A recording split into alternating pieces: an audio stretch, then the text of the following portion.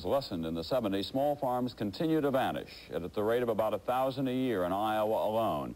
Jane Pauley, you'll see right there, is our visiting farmerette this morning. She's out in Iowa. Jane, good morning. Visiting farmerette, that's something new. Welcome to the Richard Golinghorst Farm. We are nearby Walcott, Iowa, in eastern Iowa. Richard Golinghorst is the third generation of the Golinghorst family to be farming this fertile soil in eastern Iowa. And he's a hog farmer, which is why he is down just behind me somewhere feeding the hogs, while his wife, Mary, is in the kitchen whipping up some breakfast. The kids, Angela, who is 6, and Kevin, who is 4, and Joe, who is 5 weeks old, are all up, too, presumably to help supervise all this television activity hereabouts. We're also expecting in the neighborhood of 4 generations worth of Golinghorst, part of the clan, the cousins, the aunts, and the uncles who are going to be by this morning to join us for breakfast. Breakfast that I am mightily looking forward to, Tom, so you can have my bran muffin this morning. Thank you, but before you go on talking there, you got to go out and help with the chores. I mean, you just don't go to a farm to eat, after all. During this hour in the Today program, we'll be hearing more from Jane. We'll be seeing a typical farm harvest, and we'll be seeing that breakfast that Jane is talking about and so obviously anticipating. Mr. Shallot. But it's a good house and a good family, and as far as you're concerned, farm life is a good life. Right. Mary, if we can interrupt your breakfast, homemade sausage, once again from the farm, I presume, and what else is on This is eggs with cheese in it. Kind of an egg casserole. I know from experience you are quite a cook. Did you prepare to be a farm wife, or did you just happen to fall in love with a farmer? I fell in love with a farmer. You are not a farm girl, as I understand. No. You didn't grow up on a farm. No, I didn't. But we hear about family farms. That's the phrase, which implies to me that farming here is a family venture. What is your role? What is the farm wife's role in the family farm? Well, to have 3 meals a day prepared, and especially during this season, to have 2 lunches, one in the morning and one in the afternoon. 2 lunches. Why 2 lunches? Just because of they're working hard this time of year. They have put in long hours, and they need just a break in the middle of the morning and the middle of the afternoon. Can I ask what kind of an adjustment it was for you, not growing up on a farm? I heard your husband saying the other day that to be a farmer, you probably ought to have grown up on a farm. But you didn't. What kind of an adjustment was that? Well, that's a hard question to answer. It's just, I don't know. The life here, is it lonely sometimes? Because I thought there's some traffic going by now. No, basically, it's fairly isolated. It's comfortable. Yeah. Well, I could maybe say it's lonely like 2 seasons a year when he's, puts in the long hours. But I have my kids to take care of, I guess, And you got a whole lot of company this morning, for sure. Right, right. Little Kevin is very shy. Yes. This is the very bashful. The back of the head we're seeing. That's young Kevin Golinghorst. You expect he'll be a farmer? Will farming still be a profitable way to make a living when young Kevin is of age? We sure hope so. Will you be in a position to say, son, someday this all will be yours and pass it along, do you suppose? Well, that's my goal. Well, we don't mean to keep you from your breakfast. What is the good-looking dessert you're having? It's coffee cake. Is this something special, or do you folks eat breakfast like this every morning? I mean, not out.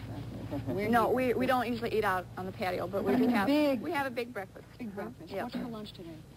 What's for lunch? I really don't know today. I'm not too prepared for today. Well, we might send the Golinghorst back to bed at this point. That's a good idea. Thank you for letting us join you for breakfast. We're going to meet some of the rest of the family. His grandfather Raymond in back, and Grandma and Grandpa of young Kevin and Angie will be meeting a little later on. What do you say I take some bacon here and throw it back to Tom Brokaw?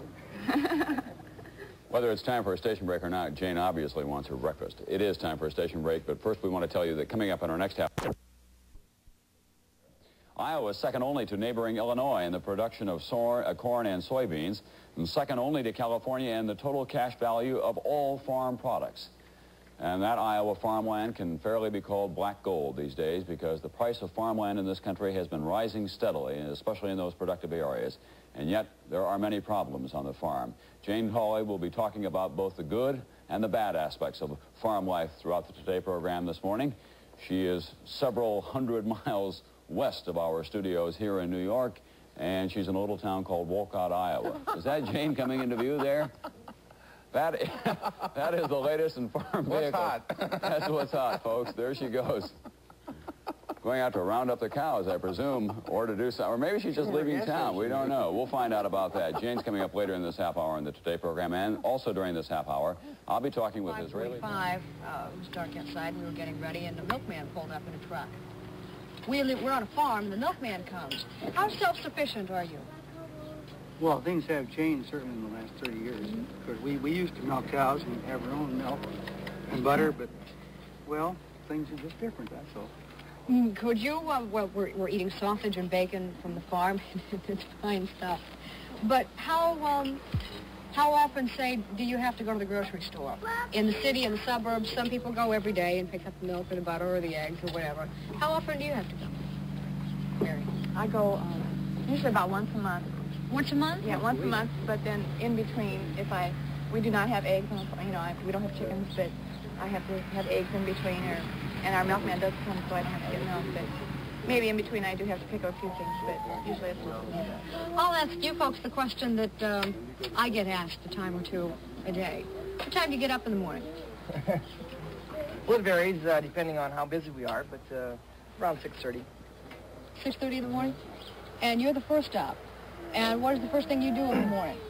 Sometimes our little boy our baby is the first up. That's Joe, who's Yeah. 5 weeks old. Right. Joe couldn't make it out this morning. He'll get his breakfast later.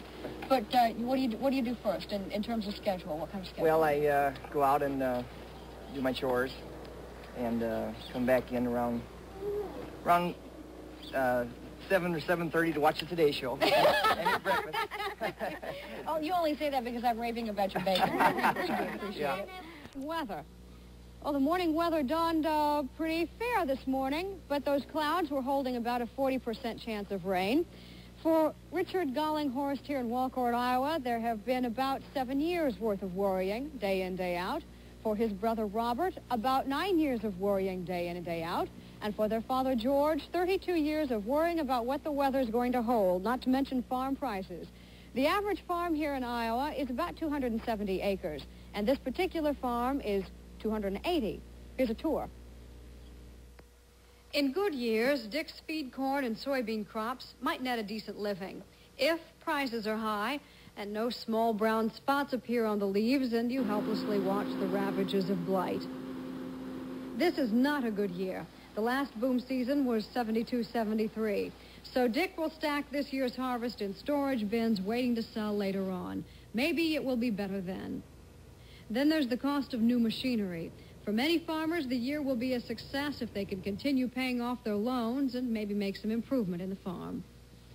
In one way, Golinghorst is fortunate. When the crops lose money, he can fall back on his hogs, which have been profitable 3 years out of 4. He markets about $1,200 a year at a going price of $40 a hundredweight. There are other compensations, a garden, half a dozen apple trees from which to can. It's underway in the Midwest. Its most interesting observer this morning is Jane Pauley, or at least we like to think that she is among the most interested and the most interesting. Corn picking time. There's Jane on the tractor. Jane, good morning. And Tom, you sure can't get much of a better seat than this to watch the fall harvest here in Walcott, Iowa. And I'm sitting with George Golinghorst, who is the father of Dick, who's out there hard at work, and I presume later on you will be too. Also later on this morning, President Carter, we understand, is to sign the farm bill that's been in the works for some years. To most of us, it sounds like tax reports, and that doesn't sound like much at all to us. We don't understand it. What does the farm bill mean to you as a farmer? Well, the farm bill, of course, is intended to help the farmer out under depressed prices. The only thing that disturbs me about it is when we do this, we tend to build up a surplus, and of course, rather than then the floor becomes a ceiling so far as prices are concerned. And that, to me, takes the profit out of farming, really. What would you prefer to see happen? Would you like the government just leave well enough alone or guarantee you a profit or what? Well, Yeah, maybe I just soon see the government keep their fingers out of it. However, I wish that they would help us to promote our products across the seas for greater export. And maybe there's a possibility that we could process the corn into alcohol for fuel. Because out of every bushel of corn, I understand, we can get 2 7/10 gallons of alcohol. And if you blend this with gasoline, it'll increase efficiency 5% and cut down pollution. And Well, that's certainly help everyone. a possibility.